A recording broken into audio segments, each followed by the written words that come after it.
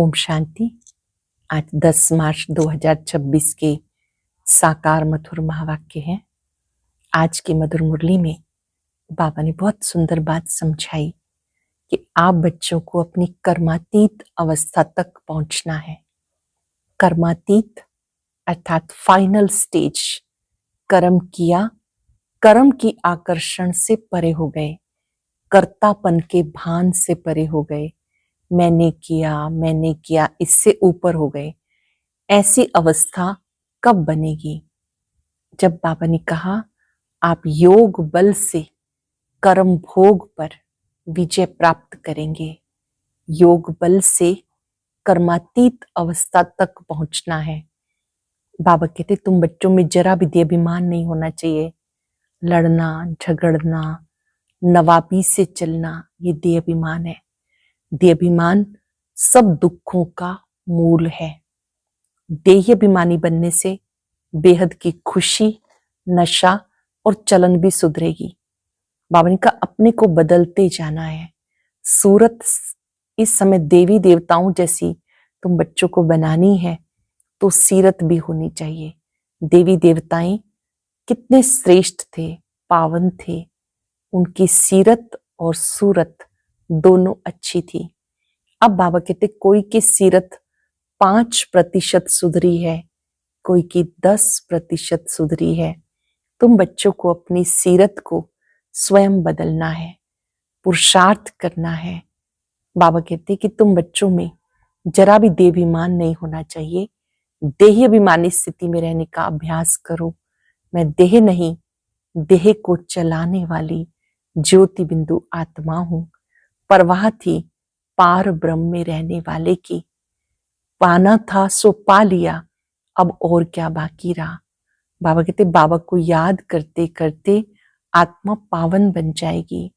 जैसे ब्रह्मा बाबा शिव बाबा को याद करते हैं, ऐसे बाबा कहते आप बच्चे भी एक बाबा की याद में रहो। ब्रह्मा बाबा पे कितनी जिम्मेवारियां थी, जिम्मेवारी निभाते हुए भी सदा हल्के रहे। आप भी कर्म करते करते बाबा को याद करते रहो। सच्चे कर्म योगी बनो। इस देह और दुनिया से दिल नहीं लगानी है। सुनते हैं बाबा के मधुर बोल। मीठे बच्चे, सबसे बड़ी बीमारी देह अभिमान की है। इससे ही डाउनफॉल हुआ। इसलिए अब देही अभिमानी बनो, सोल कॉन्शियस बनो। सबसे बड़ी बीमारी देह अभिमान की है, इससे ही डाउनफॉल हुआ। इसलिए अब देही अभिमानी बनो। क्वेश्चन है तुम बच्चों की कर्मातीत अवस्था कब होगी? जब योग बल से कर्म भोग पर विजय प्राप्त करेंगे, पूरा पूरा देही अभिमानी बनेंगे। ये देह अभिमान का ही रोग सबसे बड़ा है। इससे दुनिया पतित हुई है। देही अभिमानी बनो तो वो खुशी, वो नशा रहे और चलन भी सुधरे।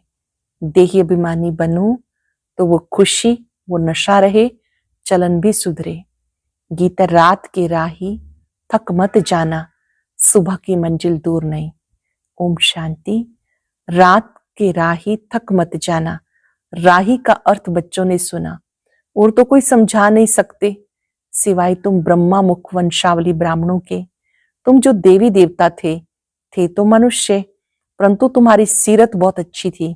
तुम सर्वगुण संपन्न, 16 कला संपूर्ण थे। तुम विश्व के मालिक थे। हीरे जैसे से कोड़ी जैसा कैसे बने ये मनुष्य नहीं जानते। आप हीरे जैसे थे फिर कोड़ी जैसे बन गए, ये कोई मनुष्य नहीं जानते। तुमने भी नंबरवार पुरुषार्थ अनुसार पलटा खाया, परिवर्तन हुए। अब तुम देवता बने नहीं हो, रिजुनेट हो रहे हो। कोई थोड़ा बदले हैं, कोई 5%, कोई 10%। सीरत बदलती जाती। दुनिया को पता नहीं कि भारत हेवन था। कहते क्राइस्ट से 3000 वर्ष पहले भारत में देवी देवता थे। उनमें ऐसे गुण थे जो उनको भगवान भगवती कहते थे। अभी तो वो गुण है नहीं। मनुष्य की समझ में नहीं आता भारत जो इतना साहूकार था उनका फिर डाउनफॉल कैसे हुआ।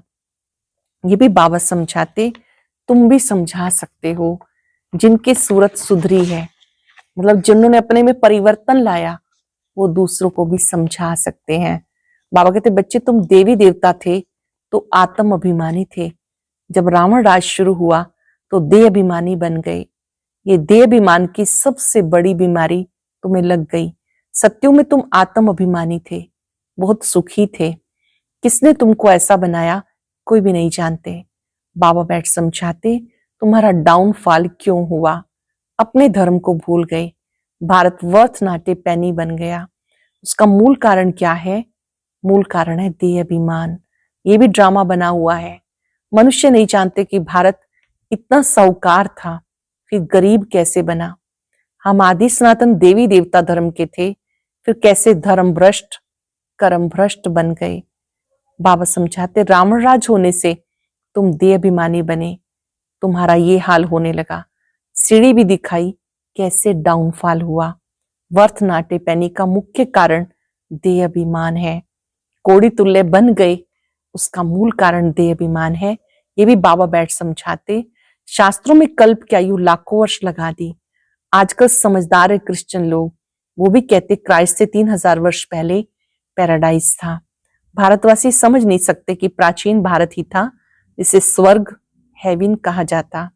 आजकल तो भारत की फुल हिस्ट्री ज्योग्राफी को जानते ही नहीं। थोड़े बच्चों में थोड़ा ज्ञान है तो देहाभिमान आ जाता है।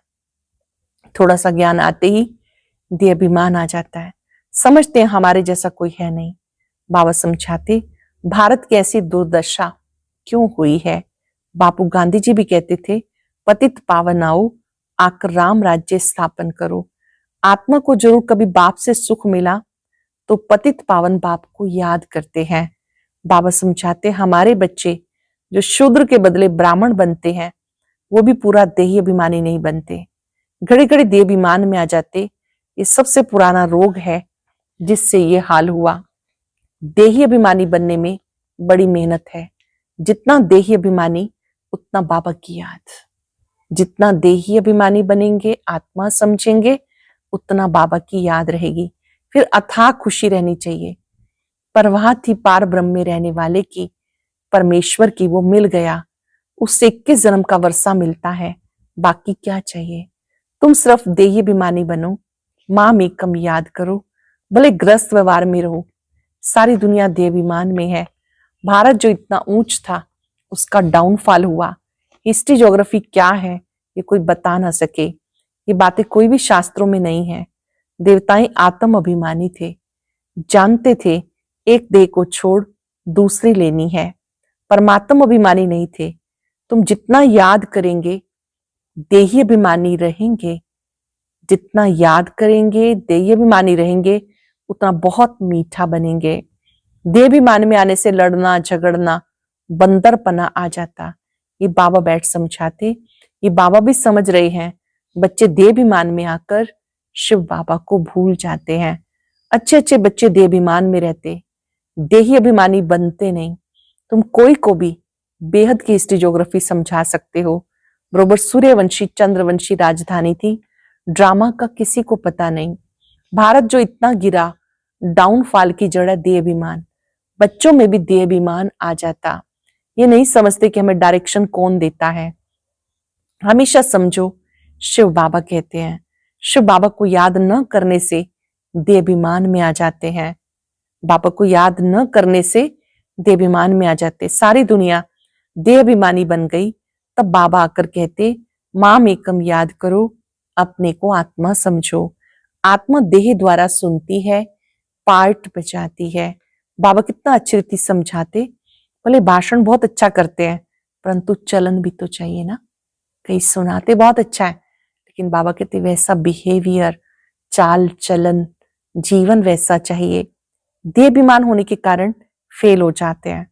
वो खुशी, वो नशा नहीं रहता। फिर बड़े विक्रम भी उनसे होते हैं जिस कारण बड़े दंड के भागी बन जाते हैं। देह अभिमानी बनने से बहुत नुकसान होता है, बहुत सजा खानी पड़ती है। बाबा कहते गॉडली वर्ल्ड गवर्नमेंट है ना, इस समय ये ईश्वरीय सरकार है।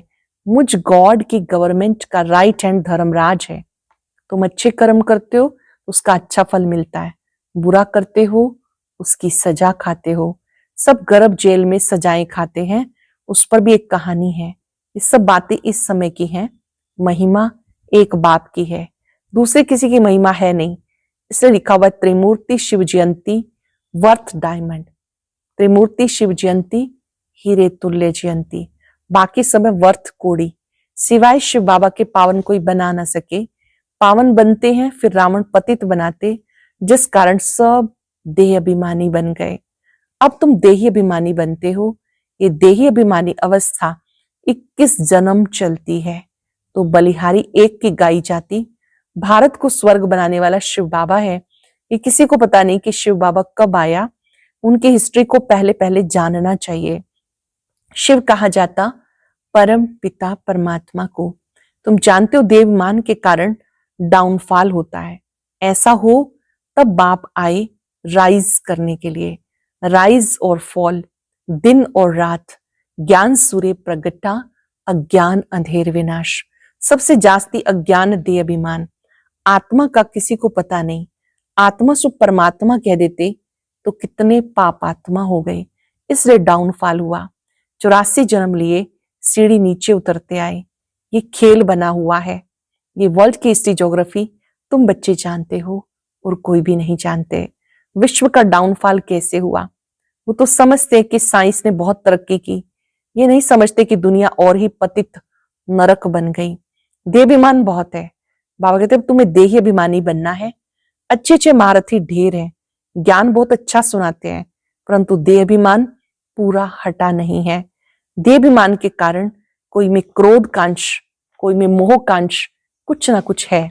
सीरत सुधरनी चाहिए, बहुत बहुत मीठा बनना चाहिए। सीरत सुधरनी चाहिए, बहुत बहुत मीठा बनना चाहिए।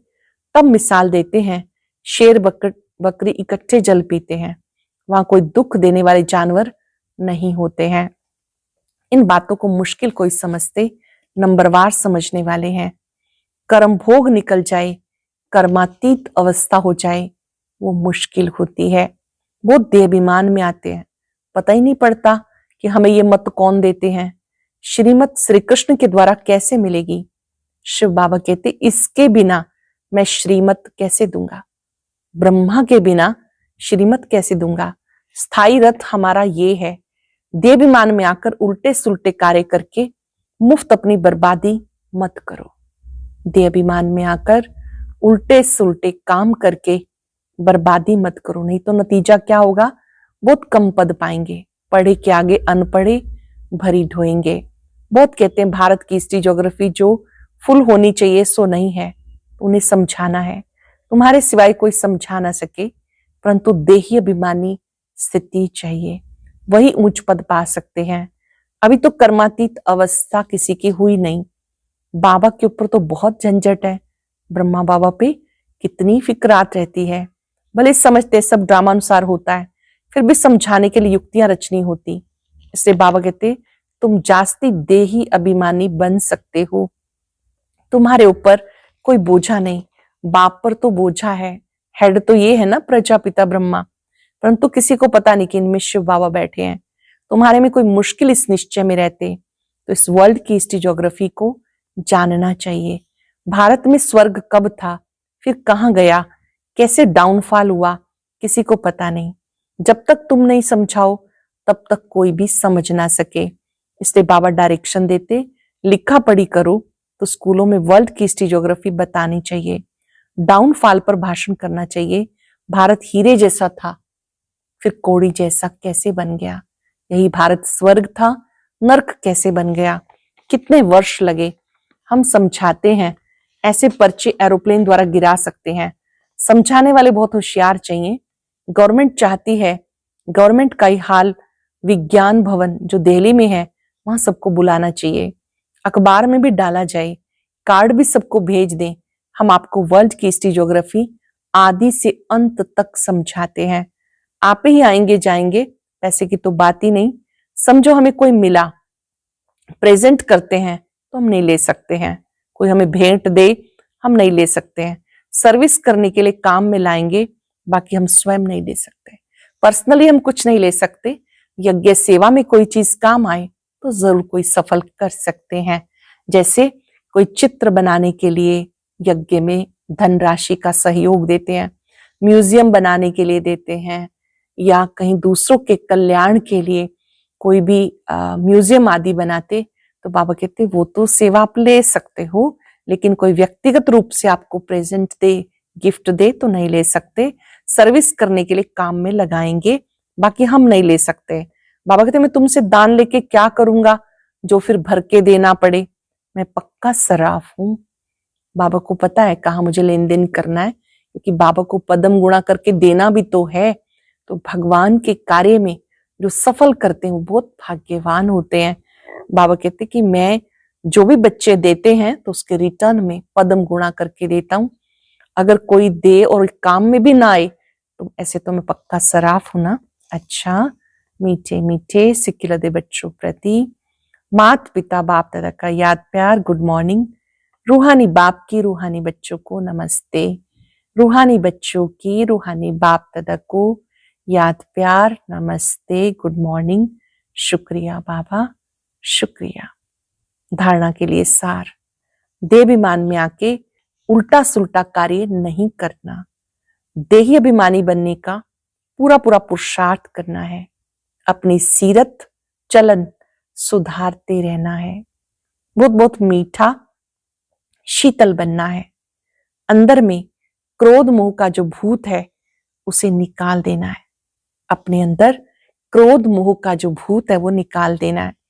देहाभिमान में आके उल्टा सुल्टा कार्य नहीं करना, देह अभिमानी बनने का पूरा पूरा पुरुषार्थ करना है, अपनी चलन सुधारते रहना है, बहुत बहुत मीठा शीतल बनना है, अंदर में क्रोध मोह का जो भूत है उसे निकाल देना है।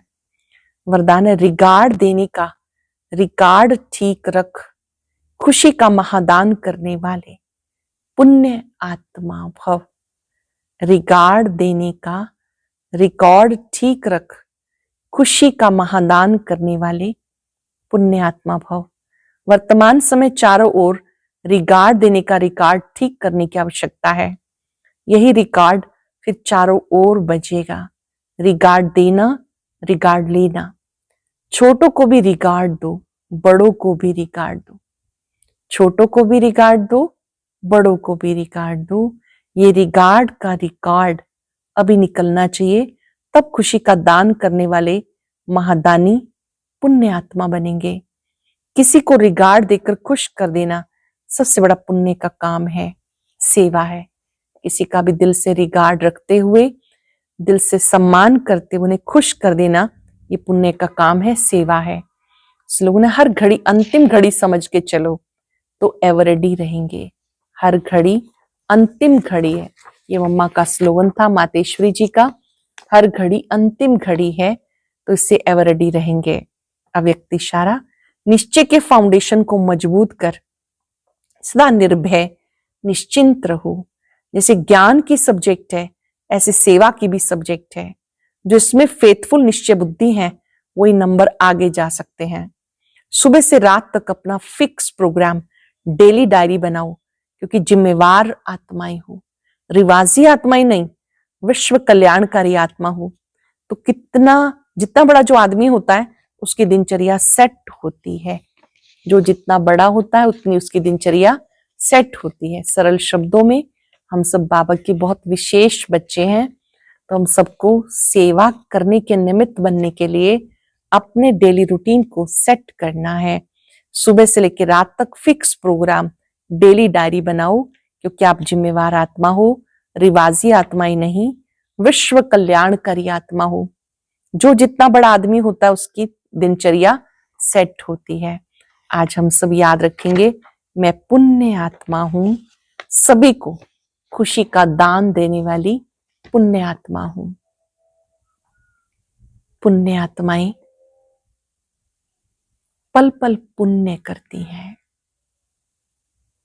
हर सेकंड पुण्य जमा हो, उसके लिए खुश रहना है, खुशियां बांटनी है। इसका भी आधार है सबको रिगार्ड देना। जिनसे भी मिले उन्हें आत्मिक दृष्टि से देखना, ये रिगार्ड देना है। सामने वाले के गुण और विशेषताओं को ईश्वरीय सेवा में प्रयोग कराना, ये भी रिगार्ड देना है। जो जैसा है वैसा ही स्वीकार करना। परमात्मा शक्तियों को अपने में समाते हुए सबको देते जाएं। पूरा दिन कर्म क्षेत्र पर सबको आत्मिक दृष्टि से देखते हुए दिल से दुआएं देंगे। आप सदा खुश रहें। सबको रिगार्ड देते हुए दुआएं प्राप्त करते रहें। शुक्रिया बाबा, शुक्रिया। और अभी सुनते हैं आज का अव्यक्त ज्ञान मोती।